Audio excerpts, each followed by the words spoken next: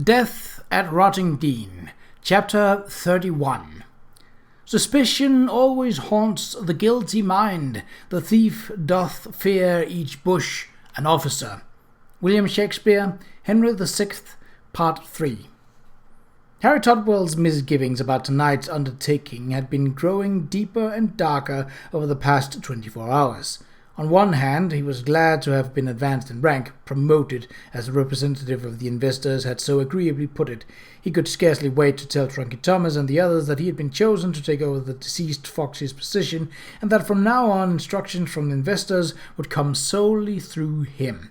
On the other hand, Harry could not rid himself of the ominous suspicion that the sinister man who had visited him was Foxy Smith's killer, and that if he did not do as he was instructed, he would find himself ticked off as superfluous as well. Harry's misgivings had darkened even further after he had been visited by the dandified lord in his Homburg hat, who claimed to represent the crown and who wrote down everything Harry had said in a fancy leather-bound notebook with a fountain pen. But even though the investor's representative had warned him that Lord Sheridan might prove meddlesome, his lordship was clearly more interested in his stylish trouser creases than in digging up the truth, and Harry hardly thought that the toff posed any real danger. It was the chief constable in Brighton that Harry feared, and although there had been no sign of him since he took away Foxy's corpse, Harry couldn't shake the feeling that he and his men might be waiting when the ship came in that night. Taken altogether then, Harry was not in the highest of spirits as he began tonight's work, a mood that was not brightened by the threat of a menacing storm blowing out of the southeast over the channel. But the leather travelling case had arrived safely, just as the investor's representative had said it would, and Harry had kept to his office the entire day so that it would not go unguarded.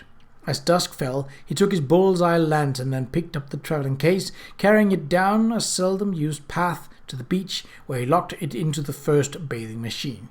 Then he located one of Trunky's skiffs and pulled it onto the deserted shingle near the bathing machines. Having managed all of this without being detected, he climbed up the stairs to the top of the cliff. There was a light in the window of Trunky's shack as he walked across the gravel. Harry wondered once again why the man had agreed to be third lantern for tonight's landing. Harry was sure enough of John Lansdowne's loyalty, for their friendship went back to boyhood days, and even though the chemist had openly criticized him in that noisy meeting at the Black Horse, Harry knew John would never let him down.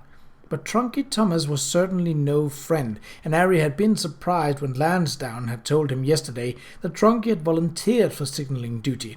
It even occurred to Harry that Trunky might have some sort of villainous intention in mind. Still, the loyal John would be there, so if Trunky meant to make a move, he would have to take on both of them. Anyway, it seemed better to have Trunky with him and out of mischief when the ship came in.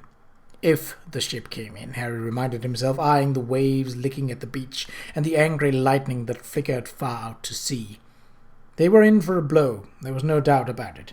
The men would have to work fast to get everything unloaded and into the tunnel while the ship could still stand close off the shore without danger.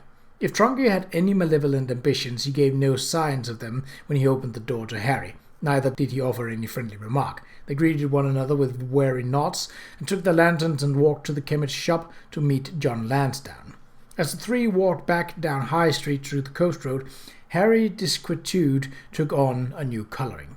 At this time of the evening, the villagers should have been at table, wolfing down their supper in preparation for night's work. Instead, they stood in the doorways or sat in the windows, silently watching the trio pass. Something in their guarded expression gave Harry to suspect that they knew some secret to which he was not privy, but he passed this off as his nerves playing tricks on him. They were getting what they wanted, weren't they? The ship was coming in, just as they had demanded. They had nothing to gain and everything to lose if there was trouble tonight. When the time came, in an hour or so, they'd be gathered on the beach, ready to unload the goods. Still, Harry couldn't shake the thought of the chief constable's men lurking somewhere on the cliff, so as the three of them turned onto the coast road and began the uphill eastward climb, he said to John and Trunky, "Best be on your guard, boys. The Queen's forces may be out tonight." Trunky snorted contemptuously. "Ain't no forces hereabouts, Queen's or any other. If there was, my men would have told me." "Trunky's right," John said. "Nobody's heard nothing. It's all clear for tonight." Harry smarted under the suggestion that Trunky's intelligence network was superior to his, but said nothing. For all he knew, Trunky was right, but that did not dispel the nagging feeling growing stronger by the minute that they were being watched. They walked the rest of the way to their signaling station, the old farmhouse on the cliff, arriving shortly after 8 o'clock. It was full dark. When the flint-walled farmhouse was built 200 years before, it had stood a safe distance from the cliff, but the ocean had eaten away at the land, and half of the building had vanished into the surf below. Open to the sea on one side, with 3 partial walls still standing to shield the lanterns from sight, it was an excellent signalling post. Harry shuttered his lantern so that his eyes could go across them to the dark, and sat down on a fallen timber, staring seaward. The wind was gustier now, and lightning flickers were brighter, and he began to wonder whether the ship captain would respond to their signal or would decide to abort the landing. The 3 lanterns instructed the ship to put in at Rottingdean, where the villagers were waiting to unload it. If they showed only 1 lantern, the ship would shift course to Saltdean Gap, a quarter mile to the east, and the men would hurry to meet it. 2 lanterns would send it even further east, towards New Haven. The 3 of them sat in an edgy silence for the better part of an hour. Once or twice Harry thought he heard something, a footfall or scattering of a rock, and got up to investigate but found nothing. Then John pointed to a single brief flash of light, perhaps a mile offshore. "There it is," he exclaimed. "Ship's light." "Good thing too," Trunky growled. "I was beginning to wonder if plans had changed and nobody had told us." Relieved that the ship had gotten this far in without incident, Harry stood up and prepared to unshutter his lanterns. "Ready with your lanterns," he directed briskly. "We'll flash on the count of 3 altogether." He began to count 1, 2, 3. On the final count he raised the shutter, sending out a gleam of light into the blackness. The ship responded with another single flash. For a second Harry stared, not quite taking it in. Then, "They got it wrong," he exclaimed, exasperated. "They're going to Saltdean. Didn't they see your lanterns?" He turned to his companions. "We'll have to repeat the signal."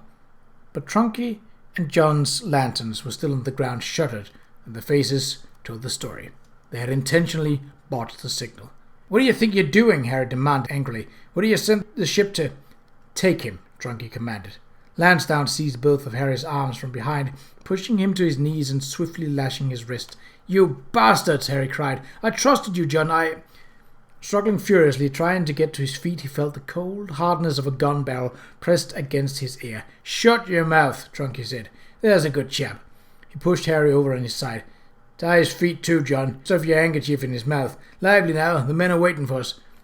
"But why Saltdean?" Harry demanded, as John whipped stout cord round his ankles. "It's far enough to the tunnel as is." "Why?"